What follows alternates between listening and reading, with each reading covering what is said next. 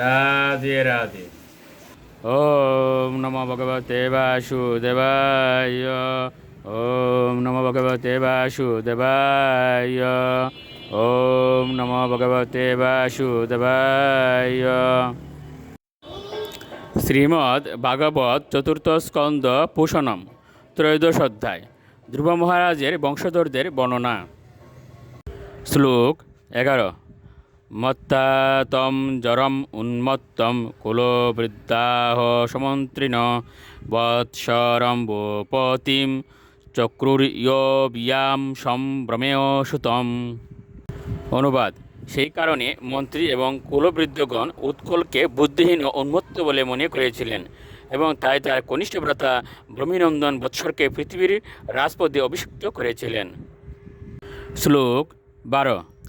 সর্বিতির্বৎসর শ্রেষ্ঠা বারিয়াসুত স্বরাত্মজান পুষ্পার্ণম তিগ্ম কেতুম চ ঈশমূর্জম বসুম জয়ম। অনুবাদ: মহারাজ বৎসরে সর্বিতি নামক অত্যন্ত প্রিয় পত্নী ছিলেন। তিনি পুষ্পান্ন, তিগ্মকেতু, ঈশ, ঊর্জ, বসু এবং জয় নামক জয়পুত্র প্রসব করেন। শ্লোক 13। পুষ্পার্ণৈশ্য প্রভাবারিয়া দুষা চ দেবভূবতু প্রাতর্মধ্যং দীনম সায়মিতি এষণ প্রভাসুতা। অনুবাদ: পুষ্পান্নের প্রভা এবং দুষা নামক দুই পত্নী ছিল।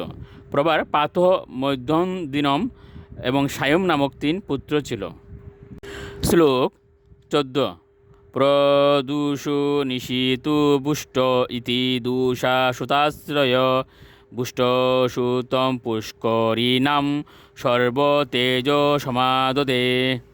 অনুবাদ: দুষার প্রদূষ, নিশীত এবং বুষ্ট নামক 3 পুত্র ছিল। বুষ্টের পত্নী পুষ্করিণী এবং তিনি সর্বতেজা নামে এক অতি শক্তিশালী পুত্র প্রসব করেন। শ্লোক 15 ও 16। সচক্ষু সুতমাকুতাম পত্নাম মনুম বাপহ মনুরসুত মহিষী বীরজান্নডরা সুতান পুরম কুৎসম ত্রিতম দুম্নম সত্যবন্ত মৃতম ব্রতম অগ্নিষ্টুমমতিরাত্রম প্রদুম্নম শিবিমুল্মুকম।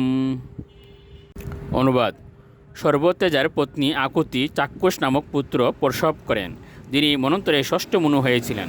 চাক্ষুষ মনুর পত্নী ছিলেন নডলা।